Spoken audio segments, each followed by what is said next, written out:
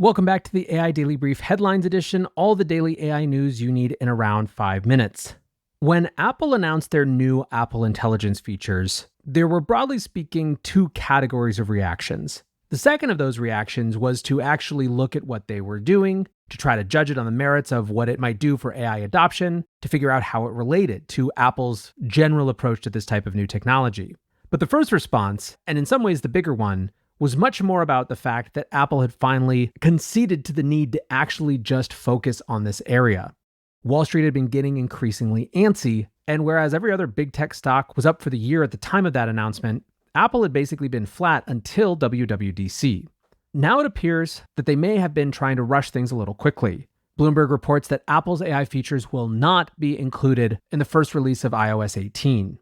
iOS 18 and iPadOS 18 are both planned to release in September. However, Bloomberg sources now say that Apple Intelligence will not come out until October.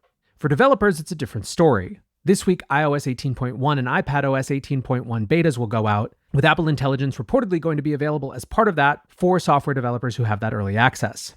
As Bloomberg points out, quote, "The strategy is atypical as the company doesn't usually release previews of follow-up updates until around the time the initial version of the new software generation is released publicly. But then again, this seems to be a concession to those competitive market dynamics that we were discussing just a moment ago." Again, Bloomberg writes, "In order to ensure a smooth consumer release of its big bet on AI, Apple needs support from developers to help iron out issues and test features on a wider scale. Concerns over the stability of Apple Intelligence features in part led the company to split the features from the initial launch of iOS 18. Right now, it appears that the market isn't overly stressed out about this, with Apple roughly flat if down a little on the day. In other words, it appears that the big test will not be if Apple can get out Apple Intelligence right away, but ultimately what it does for iPhone and other device sales." Next up, another strike related to AI. Video game performers become the latest group to go on strike over their concerns around artificial intelligence replacing them. Writes AP News, "The strike, which is the second for video game voice actors and motion capture performers under the Screen Actors Guild American Federation of Television and Radio Artists, will begin at 12:01 a.m. on Friday. The move comes after nearly 2 years of negotiations with gaming giants including Activision, Warner Brothers, and Walt Disney Co. over a new interactive media agreement. Basically, it sounds like although the two sides have come closer on issues around wages and job safety, there remains a big split over the regulation of generative AI. The issue doesn't appear to be that the studios are against AI protections at all, but around who benefits from those protections. One of the negotiators said, "The industry has told us point blank that they do not necessarily consider everyone who is rendering movement performance to be a performer that is covered by the collective bargaining agreement." The spokesperson continued, adding that some physical performances are being treated as quote-unquote data. "It seems like the specific issue is around those who do stunt work or creature performances," said Andy Norris, who's an actor and one of the union's negotiating committee. "The performers who bring their body of work to these games create a whole variety of characters, and all of that work must be covered. Their proposal would carve out anything that doesn't look or sound identical to me as I sit here, when in truth, on any given week, I am a zombie, I am a soldier, I am a zombie soldier. We cannot and will not accept that a stunt or movement performer giving a full performance on stage next to a voice actor isn't a performer." One of the things that I've frequently said before, and I continue to believe, is that the rise of AI will significantly strengthen the labor movement again in the US and probably around the world. Although whether this collective action actually works remains to be seen. Next up, some acrimony around training approaches. The first comes from Twitter, where one user, Easy Baked Oven, tweeted, "Twitter just activated a setting by default for everyone that gives them the right to use your data to train Grok." Now, what was surprising to people was that they rolled out this feature so quietly.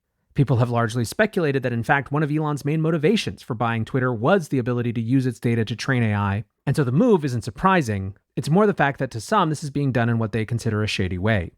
That wasn't the only AI controversy on X this week, where a parody video created using AI that mimicked likely Democrat nominee Kamala Harris's voice caused a whole slew of concern around AI in elections.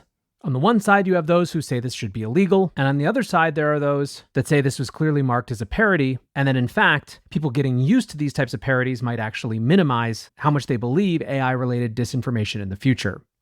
Anthropic also got dinged for data collection practices, with the Financial Times reporting that Matt Barry, the CEO of Freelancer.com, had accused Anthropic of being, quote, "the most aggressive scraper by far."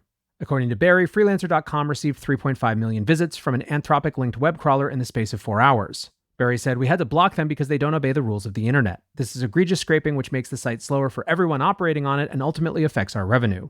Anthropic said that it was investigating the case, that it respected publishers' requests, and that it aimed to not be, quote, "intrusive or disruptive." Once again, data training practices will end up in front of the Supreme Court. There is just no way for that not to happen. Finally today, on a positive note, Virginia Congresswoman Jennifer Wexton was last year diagnosed with progressive supranuclear palsy, which makes it very difficult for her to speak. She has since used AI to create a clone of her own voice, which she recently used to address Congress. My battle with progressive supranuclear palsy, or PSP, has robbed me of my ability to use my full voice and move around in the ways that I used to.